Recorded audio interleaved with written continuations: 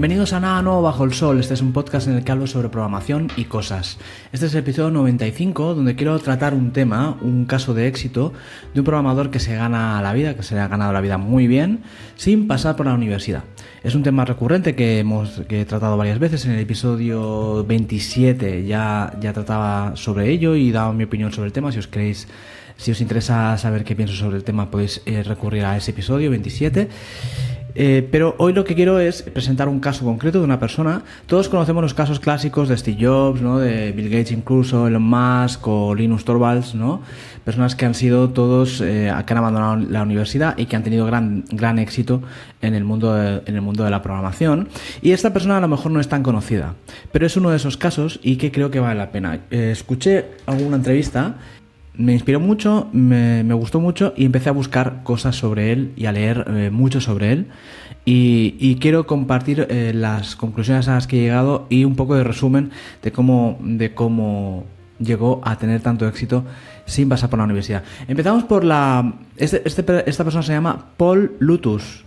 A lo mejor os suena, a lo mejor no. Tiene nombre de villano de Marvel, pero no lo es, ¿no? Hasta donde se sepa, no lo es. Empezó teniendo una infancia muy dura, ¿vale? Siempre lo comenta, que tuvo una infancia en la que no pudo disfrutar de su infancia, no pudo jugar, no pudo ser niño. Y eso le marcó mucho, ¿no?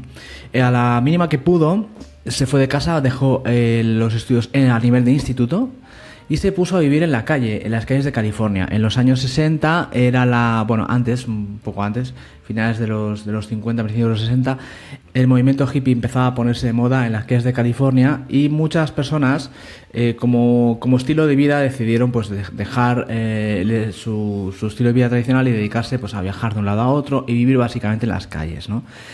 Hubo un periodo corto de tiempo en el que más o menos se podía hacer con ciertas garantías y la gente más o menos se fiaba de la gente que veía en las calles. Enseguida todo eso se fue al traste y empezó a proliferar pues la delincuencia, drogadicción, etcétera, ¿no? Pero durante un periodo corto de tiempo alguien podía pasear por la calle y pedirle a alguien que estuviera viendo en la calle pues que si quisiera hacer algún trabajo, a qué se dedicaba. Pues mira, yo soy carpintero, pues mira, tengo que hacer algo en casa, y así se ganaban algo de dinero. Y él lo hizo así. Él le gustaba mucho la electrónica y hacía trabajitos de electrónica. Reparaba radios, reparaba televisores rotos, reparaba aparatos electrónicos que estuvieran estropeados, y así se hizo un nombre, se hizo una pequeña reputación, de tal manera que se enteró que estaban buscando personas para trabajar, un vendor, una empresa que trabajaba para la NASA, nada más y nada menos, ¿no? Él era muy aficionado a la electrónica y la entrevista era para un puesto de ingeniero en el que se iba a diseñar unas luces, una especie de fosforescentes para iluminar el transbordador espacial, ¿no? Que estaban en plena carrera espacial con Rusia, Estados Unidos, y entonces pues pedían este tipo de perfil. Pues él se presenta sin ningún título, sin ninguna referencia, sin ninguna experiencia, la experiencia que había conseguido en la calle, pero se presenta con un trozo de papel con un diseño electrónico de lo que él pensaba que esas luces tenían que ser. Y se presentó allí y le dijeron: hombre, es que claro, su currículum pues no vemos aquí unos estudios reglados, no vemos aquí una experiencia, no vemos algo demostrable. Y él dijo: este es mi diseño. Y les presentó el papel y efectivamente cuando vieron el diseño dijeron contratado. Y pasó por delante de todas las otras personas que tenían estudios enormes, ¿no? Evidentemente, para trabajar para la NASA pues uno se presenta con todo. Bueno, pues las luces que hay en el transbordador espacial son las que diseñó este señor. La peculiaridad especial era que tenían que atenuarse o subir o bajar de intensidad en función de la órbita.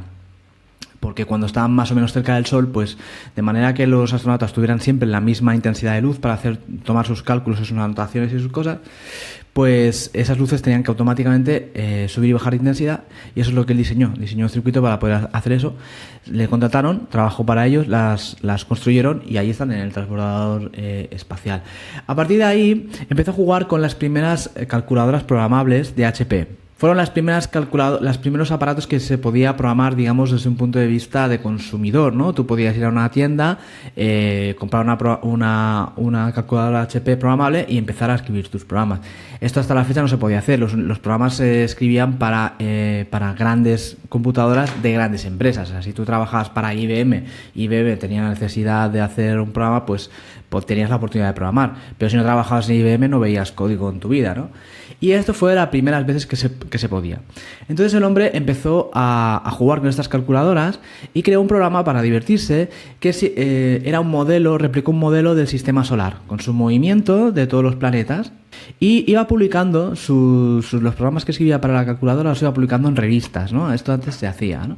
Para los aficionados de los ordenadores y todo eso, pues miraban estas revistas. Y al final captó la atención del Jet Propulsory Laboratory de Caltech, que es la universidad famosísima de California. Pues si no conocéis, esta gente son los creadores de los Mars Rover, ¿vale? El Mars Rover actual, Perseverance, que corre por Marte, lo crean esta gente, ¿vale?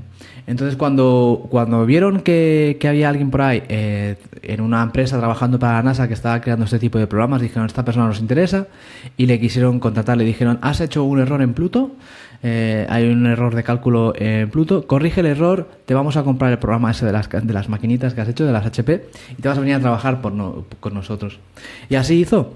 El hombre estuvo trabajando allí para ellos, escribiendo programas, hasta que llegó un momento en el que ahorró suficiente dinero para comprarse un pequeño trozo de tierra en Oregón, y el hombre dice que ya tiene bastante, que se retira, que ya está, que su carrera se ha acabado. El hombre tenía 30 años y decide retirarse y se va a Oregón, se compra ese trozo de tierra y se construye una cabaña. Esto en aquella época se hizo mucho, ¿eh? Hubo mucho movimiento así medio ecologista, que se iban al monte a vivir. Pues se construyó él una cabaña sin electricidad, con una pequeña estufa de esas de leña, y se puso a vivir allí con un poquito ahorrado que tenía, y todo lo demás se lo gastó en el terreno y en construir la casa. Para los que estéis escuchando, en el vídeo de YouTube vale la pena verlo, porque estoy poniendo fotos de la cabaña donde vivía. Entonces él vive allí porque por un motivo más bien ideológico, ¿no? Digamos que él no quiere vivir en la gran ciudad, le agobia el que haya tanta gente, le agobia la cantidad de personas que se acumulan en un espacio reducido de sitio. También piensa que pagar alquiler es un gasto que es como muy parasitario, que no es un gasto que no crea beneficio, no crea valor, y no está de acuerdo con ello, y él pues lo único que se podía permitir en ese momento es comprar un trozo de tierra y construirse una cabaña. Y allí se va y tiene su huerto y tiene sus cosas, ¿no? Con 30 años se retira, trabajando para la Jet Propulsion Laboratory de Caltech, una empresa con muchísimo prestigio, que de hecho insistió muchísimo para que no lo hiciera, y al final lo que consiguieron es que siguiera trabajando para ellos como consultor, ¿no? Les iban enviando trabajos por correo, etcétera, ¿no? Ganaba algo de dinero, pero pasaba con muy poquito dinero. Una vez allí empezó a aburrirse de programar con las calculadoras, porque llegan hasta donde llega, y vio un anuncio en el periódico del Apple II. El Apple II es la primera computadora personal que creó Apple a nivel que generó en masa, ¿no? Y es por la que apostó por el ordenador personal, digamos. Hasta entonces se creía que los ordenadores no tenían uso a nivel personal, que una persona normal y corriente en su casa no iba a necesitar para nada un ordenador. Esto se pensaba, y que los ordenadores eran cosa de grandes empresas, grandes universidades, ordenadores que ocupaban habitaciones enteras para hacer cálculos muy complejos. ¿Quién iba a necesitar hacer cálculos complejos en su casa, no? Apple fue de los primeros, no el único, fue de los primeros que empezó a apostar que esto tenía un mercado muy grande, y crearon en Apple II. Apple II tuvo un éxito brutal. Fue por lo que sobrevivió Apple durante gran parte de su vida al principio, porque los productos que hizo después no tuvieron mucho éxito. Pero el Apple II se vendía muchísimo. Y él cometió el error, él dice que cometió la imprudencia de gastarse prácticamente todo lo que le quedaba, o prácticamente la mitad de lo que le quedaba, en comprarse la maquinita. Porque supongo que el nivel de aburrimiento que tenía allí el hombre era impresionante. Total, que sabía tan poco de ordenadores, que cuando le llegó el Apple II, se dio cuenta de que necesitaba electricidad para hacerlo funcionar, y que no tenía ningún sitio donde enchufarlo. Entonces pidió un permiso de obras ¿vale? Para construir una casa en su terreno. Y resulta que cuando pides un permiso de obras en estos sitios tan remotos, lo que hace el Estado, lo que sea allí, el ayuntamiento, no sé cómo es allí en Estados Unidos, pero te traen un solo enchufe, ¿vale? A donde empieza tu terreno para que tú puedas enchufar, digamos, las herramientas y todo eso hasta que no tengas la electricidad, ¿no? Pues el hombre puso allí un cable de 365 metros, ¿vale? 1200 pies, he hecho el cálculo, 365 metros, se colocó un alargo a ese enchufe que era para construir una casa que no construyó nunca, y se lo llevó hasta su cabaña para poder enchufar el Apple II, para que veáis el nivel, ¿no? Entonces se dio cuenta de que el Apple II venía con BASIC es ese lenguaje de programación que Apple apostó por él y Microsoft también, ¿no? Y IBM también. El lenguaje de programación que venía por defecto en los ordenadores para que el usuario pudiera hacer algo, porque el ordenador no venía con software, venía con un sistema operativo muy básico, y entonces te ofrecían algo para que tú pudieras hacer algo. Entonces la solución era: el ordenador viene sin software, pero el software lo tendrás que escribir tú. Y entonces te proporcionaban un lenguaje de programación, y en ese caso era BASIC. Por eso tuvo tanto éxito BASIC, no porque fuera especialmente el mejor en la época, que no lo era, sino porque venía por defecto en la mayoría de las máquinas. Empezó a escribir programas con BASIC, pero pronto se dio cuenta que era demasiado lento, ¿no? Ese nivel de abstracción de alto nivel pues hacía que no fueran tan eficientes los programas, ¿no? Él estaba acostumbrado a programar en calculadoras, ¿vale? Entonces lo que es bajo nivel lo tenía bastante controlado, y se puso a programar en ensamblador para su nuevo Apple II, y ahí el hombre sí se entretenía haciendo sus programitas y sus cosas. Llegó un momento en que una revista le pidió que escribiera un artículo sobre la teoría de la relatividad de Einstein. Él seguía publicando sus programas en revistas, siguiendo más o menos la comunidad. Y bueno, pues en ese mundillo se hizo un nombre, y a veces tenía trabajos de ese estilo, y le pidieron que escribiera un artículo.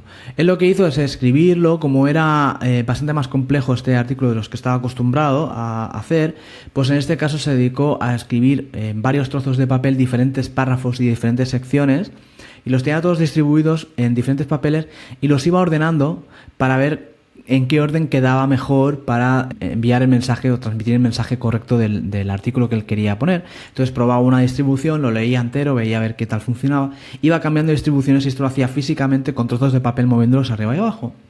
Y entonces es cuando tuvo este momento brillante que todos tenemos alguna vez en la vida, que fue: ¿por qué no escribo un programa en mi nuevo ordenador para hacer precisamente esto, ¿no? Crear unos bloques de texto y poder moverlos arriba y abajo, cambiarlos de sitio, cambiarlos de orden, para poder ver la coherencia del texto entero. Efectivamente, esto es la idea básica de un procesador de textos, ¿vale? El famoso Word, el famoso Google Docs o lo que sea, pues básicamente es mover texto y procesar texto. Pues él lo hizo porque lo necesitaba. Entonces, a la vez que escribía el artículo, iba escribiendo el programa. El artículo mejoraba un poco, pero el programa mejoraba cada vez más. El programa lo hacía cada vez mejor, y entonces él pues utilizó su programa recién hecho para crear este artículo. El artículo pasó sin pena ni gloria, pero llegó un momento en el que Apple se interesó por este software, porque Apple lo que necesitaba era vender sus máquinas con software incorporado para poder que tuviera un aliciente, para poder convencer a la gente de esa idea del ordenador personal, ¿no? Entonces, si tú te comprabas un ordenador y venía con software para poder hacer los cálculos de tu declaración de la renta y no sé qué más, pues a lo mejor hacer un dibujito. En aquel momento no existía todavía el ratón ni la interfaz. Pero ellos lo que querían era eso, era proveer de software sus máquinas. Entonces había un programa muy famoso en ese momento que se llama VisiCalc, que era una hoja de cálculo. Y eso hizo que los ordenadores se vendieran mucho mejor. Por lo tanto, ellos pensaron que un software parecido para procesar texto, pues empezaba a formar esta suite, ¿no? Esta suite que conocemos de hoja de cálculo, procesador de texto, presentaciones, etcétera, que tan famosa es. Y esto pues data de entonces. Cuando se entraron, lo que hicieron fue comprarle este software a este señor, y se llamó Apple Writer, ¿vale? Es un software muy famoso. Se vendió como churros. La primera versión la vende, ¿vale? La vende por una cantidad, no sé si $70,000 o algo así, o $7,000, no sé, no, poco para lo que se vendió. Pero bueno, poco a poco empezaron a pedirle cambios, ¿no? Los usuarios, en cuando lo recibieron, pues empezaron a decir que si quiero mayúsculas, que si quiero tabulaciones, que si quiero no sé qué, ¿no? Empezaron a pedirle cambios y Apple le llamó a la puerta para decirle, oye, necesitamos cambios aquí, necesitamos mejoras. Entonces el que había aprendido la lección dijo, está bien, yo os lo voy a hacer. Primero voy a empezarlo de cero porque porque ahora ya sé más de programación y esta versión no la podemos mantener tal como está. Y segundo, no os lo voy a vender, sino que voy a pedir royalties. Royalties es un porcentaje de las ventas, ¿no? Por cada unidad que se venda de mi software yo voy a tener un tanto por ciento. En aquel momento Apple no era una empresa súper potente, estaba empezando, entonces no tenía mucho dinero en cash para dar, ¿no? Si este hombre le hubiera pedido $1 millón por el software, a lo mejor no se lo hubieran podido pagar. Seguramente no se lo hubieran podido pagar. Entonces, cuando le dijo lo de los royalties, pues aceptaron enseguida, porque no tenían dinero. Dijeron, bueno, a medida que se vaya vendiendo te vamos a ir pagando, y si no se vende, pues no te pagamos nada. O sea, al final ese es el acuerdo, ¿no? Y dijeron, bueno, ¿cuánto quieres de royalties? Y él dijo, no lo sé, ¿qué os parece? El 25%. Y Apple dijo, vale, aceptamos. Es una barbaridad. 25% de royalties en software es una barbaridad. Claro, lo sabemos ahora que se ha vendido mucho software en la historia. Y miramos los números y vemos que un 25% por unidad es una barbaridad. Bueno, pues este hombre se retiró por segunda vez. Se forró, una barbaridad. Ese software se vendió de maravilla y se retiró por segunda vez. Este hombre no pisó una universidad en su vida. No pisó una universidad en su vida. Dejó el colegio a la altura del instituto. En ese momento gana, en las entrevistas no habla de una cifra exacta, pero está en el orden de millones. Entonces sabemos que es como mínimo 2 millones, porque es en plural. Gana millones con este acuerdo y decide pues abandonar la cabaña y comprarse otro trozo de tierra un poco más apañado, con una casa decente, bien construida, y se traslada allí. Pero vive más o menos el mismo estilo de vida. Tiene su telescopio, le gusta mucho la ciencia, le gusta mucho la astronomía. Vive una vida sencilla, del mismo estilo de vida, pero con unas, evidentemente ahora tiene luz y tiene electricidad y tiene unas comodidades pues más normales, ¿no? del siglo XXI. Hasta aquí la lista de hechos más o menos contrastados de su vida, ¿no? Ahora voy a hablar un poco sobre su carácter y qué tipo de persona es, ¿no?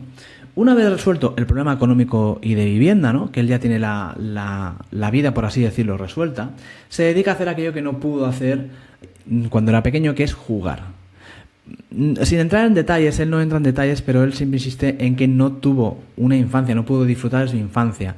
Yo intuyo, por lo que he ido leyendo y aprendiendo sobre él, que su madre lo tuvo siendo ella muy joven y que seguramente no fue un hijo, fue una sorpresa, no fue planeado.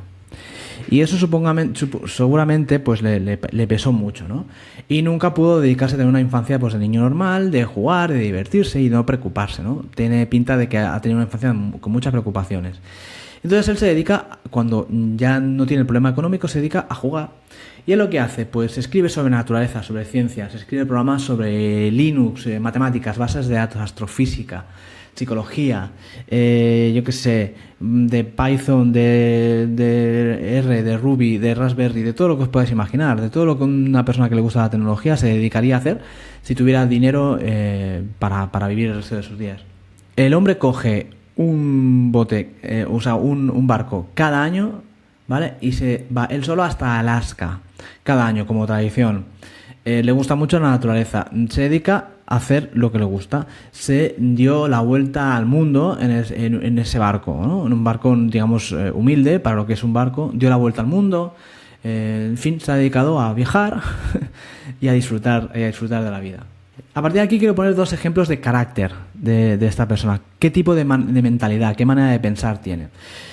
Uno de sus juegos, una de las cosas en las que se divierte es que le gustan los drones, ¿no? Ahora que han salido estos drones tan modernos que se pueden programar y que se pueden llegan a grandes distancias y que graban y todo eso. Pues el hombre se dedicó a jugar con el dron y a aprender sobre las altitudes y las longitudes y cómo navegar, cómo pilotar un dron y y bueno, estaba el hombre grabando por el terreno donde está, una grande zona boscosa, y en una de estas que viene una ráfaga de viento, el dron no estaba en la posición por la que lo puedes mover es relativa, porque siempre se mueve un poquito más hacia un lado hacia otro. Estaba más cerca de los árboles de lo que él se pensaba, vino un golpe de aire y se quedó el dron atrapado en los árboles, ¿no? Esto está en un vídeo en YouTube suyo, ¿eh? Ya luego os pondré todos los links para que lo consultéis. Y el hombre, pues bueno, se quedó sin dron. Y nada, pues siguió con su vida y se dio cuenta con unos prismáticos que buscando localizó el árbol donde se había quedado atrapado el dron. Y para mayor desgracia se dio cuenta de que si él se sentaba en su porche y cogía unos prismáticos, desde su porche sentado lo veía ahí atrapado. Y a eso a él no podía con ello, porque decía, es un trozo, es un equipo que está bien, que simplemente está ahí atrapado, que se estropeará con el paso de las estaciones, aquello se va a romper, evidentemente, y me sabe muy mal, está ahí atrapado, ¿no? Y entonces, claro, no podía vivir con ello, dijo, lo tengo que rescatar ese dron. ¿Qué hizo? Compró otro dron, ¿vale? Se fue hacia el lugar de los hechos, al lugar de la desgracia. Este dron era un poco más moderno y era más fácil de manejar, era más estable, más fiable, y efectivamente lo localizó. Localizó con su cámara, lo vio ahí atrapado, el dron parado. Todo esto está explicado en el vídeo, muy gracioso. Yo os recomiendo que lo veáis porque es súper divertido. Y entonces, ¿qué hizo? Bueno, tengo que ir allí a ese árbol y tengo que rescatarlo. Pero eso no es trivial. Es decir, uno no se sube a un árbol así como así, de esos árboles gigantes, ¿no? Con troncos tan grandes, que son como paredes rectas. Y entonces, ¿el qué hizo? Pues si hay que aprender a trepar árboles, pues se aprende. Hay una técnica. Y hay gente que se dedica a esto. Pues la gente que poda los árboles, pues tiene una técnica y un equipo y un material para subir a grandes alturas a estos árboles para hacer tratamientos, etcétera. Pues el hombre, si se necesita aprender a subir a un árbol, pues se aprende. Y se dedicó a empaparse de libros, a estudiar, a practicar en árboles cerca de su casa, a subir a un árbol, y estuvo durante meses aprendiendo a trepar a un árbol. Habilidades que necesitaría un profesional de este tema, ¿no? Pero él dijo, yo no soy un profesional que tenga que ir a podar árboles, pero necesito rescatar a mi dron y lo que necesito para hacerlo es aprender. Y lo que hizo es aprender. Total, que el hombre cogió su equipo, sus habilidades recién adquiridas, practicó durante un montón de meses, se fue al árbol donde se atrapó el dron, subió y efectivamente lo rescató. La idea con esto es una persona que es resolutiva. Es resolutiva. Cuando se encuentra con un problema, intenta solucionarlo por él mismo, hace lo que tiene que hacer. ¿Qué pasa si hay que aprender a trepar? Pues se aprende a trepar y ya está. Otro ejemplo, ¿no? de este tipo de carácter, ¿no? Esa ingenuidad, ese escepticismo perpetuo, ¿no? Informado, ¿no? Es una persona que es escéptica y que cree mucho en la ciencia, hasta el punto de informarse hasta el infinito para tomarse sus propias opiniones. Cuando estalló la pandemia, el COVID-19, él puso 2 vídeos muy interesantes en su canal de YouTube, y él lo que hizo es, bueno, ha venido esta pandemia, se están haciendo ciertas medidas, que sí mascarilla sí, que sí no, que sí coger la distancia social o no, que si encerrarse en casa o no, todas estas cosas, ¿no? A gente que está a favor, gente que está en contra, etcétera. ¿Y él qué hizo? Pues él hizo su propia investigación, ¿vale? Pasó de aprender a trepar árboles a aprender un montón de temas súper técnicos sobre epidemiología, que es súper complicado, es una rama de la ciencia por sí misma, que es muy compleja. Pues el hombre se dedicó a estudiar cómo funcionan las epidemias, cuáles son las ecuaciones que rigen el comportamiento de las epidemias, y lo que hizo fue programar un modelo matemático con su ordenador, en el que iba introduciendo las diferentes estrategias posibles para amortiguar la pandemia y ver qué tipo de performance tenían y cómo afectaban al ratio de infección. Y lo hizo él mismo. Él vio los números con sus propios ojos en su ordenador. Entonces, pues llegó a la conclusión que efectivamente las medidas que se estaban tomando eran las correctas según su criterio. Es decir, hasta que no llegara la vacuna, lo que había que hacer era bajar el ratio de infección, evitando el contacto lo máximo posible, con higiene, con distancia, con mascarillas, etcétera, ¿no? Él colocó eso en su modelo matemático y los gráficos le dieron la razón. Y entonces él dijo, bueno, pues ya está. Él no se cree las cosas que le cuentan, lo investiga por sí mismo y crea su propio programa para mostrar los datos. Es muy complejo, es que es muy complejo. Si quisiéramos aprender, yo si quisiera aprender todo eso, tardaría, bueno, ya se hubiera acabado la pandemia y todavía no estaría. Esta es la historia de Paul Lutus. Es un personaje que con un gran éxito profesional, como podéis ver. A nivel personal y a nivel social, a lo mejor no sería un rol, porque es una persona que le gusta estar solo, que vive solo en las montañas, en una casa decente, pero sigue estando solo en las montañas, etcétera, ¿no? Eso ya es otra historia. Pero el punto del episodio de hoy es que llegó a este nivel de éxito sin pasar por la universidad. La conclusión que saco son dos. En primer lugar, es bueno ver que el oficio de programación no es exclusivo a las personas que tienen el título universitario, ¿vale? Sigo pensando lo mismo. Si queréis conocer con detalle mi opinión, os podéis ir al episodio 27 donde lo trato. Yo sigo pensando que si tenéis la oportunidad de ir a atender a la universidad y hacer los estudios universitarios, si podéis, hacedlo. Porque siempre va a ser más guiado, siempre va a ser un poco más fácil, ¿no? Este hombre lo aprendió todo en bibliotecas, no en aquel momento, hasta que existió Google, pues no era muy difícil encontrar información por internet y la información que había tampoco estaba todo en internet. Entonces él se iba a las librerías, se compraba los libros cuando podía y cuando ahorraba, y si no, pues iba a la biblioteca. Claro, eso hace que sea más difícil. Porque a lo mejor si tú te vas a una librería o a una biblioteca con la intención de aprender sobre algo, pues si no tienes una cierta guía, pues a lo mejor vas a leer un par de libros que no serían los apropiados, no te van a hacer daño, pero desde luego va a ser mucho más difícil, ¿no? Entonces, ¿que se puede hacer sin carrera? Seguro, efectivamente, este hombre lo ha hecho, hay un montón de personas que lo han hecho, hay casos, y yo he trabajado con un montón de gente que no tiene la carrera y que son espectacularmente buenos, pero es más difícil, creo, ¿no? Entonces, si tenéis la oportunidad, hacedlo. No me parece bien aquello de, nada, como ahora se puede hacer sin carrera, pues ¿para qué voy a estudiar? No, bueno, si puedes, hazlo, ¿vale?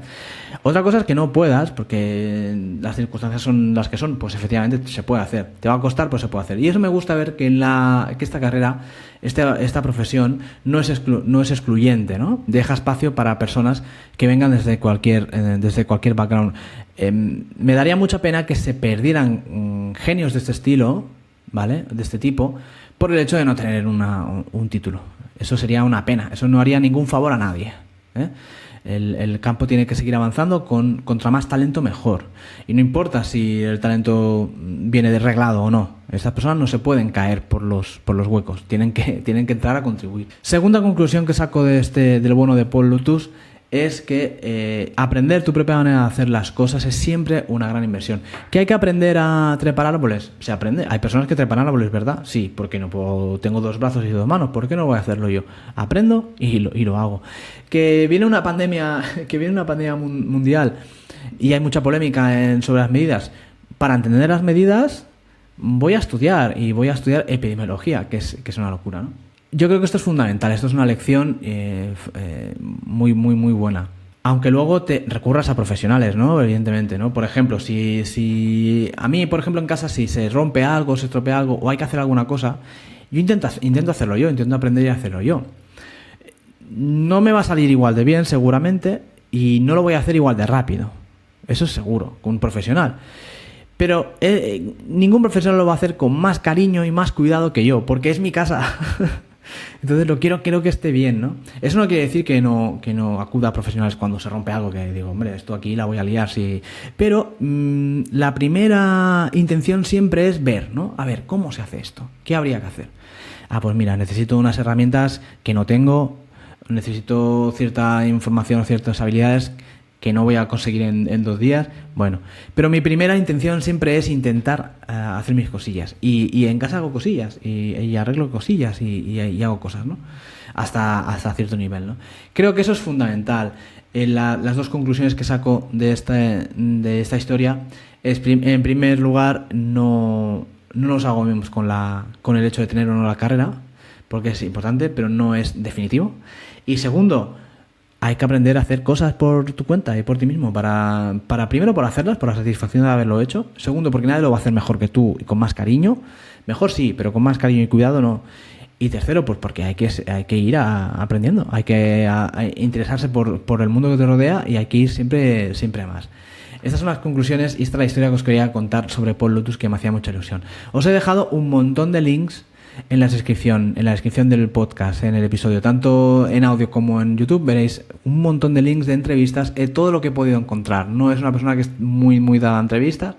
Escribió un libro sobre navegación, la vuelta al mundo que dio. Lo he leído también, está gratis, de hecho, el libro es gratis y lo tiene colgado en su web, te puedes bajarte el PDF. Consultar su web porque vale la pena. Escribe artículos sobre programación, sobre opinión, sobre política, sobre ciencia. Es una maravilla. Os he dejado todos los links, consultarlos si os apetece. Creo que vale la pena. Hasta aquí el episodio de hoy. Compartid con alguna persona que creáis que le pueda interesar. Muchas gracias por escuchar y nos vemos en el próximo episodio.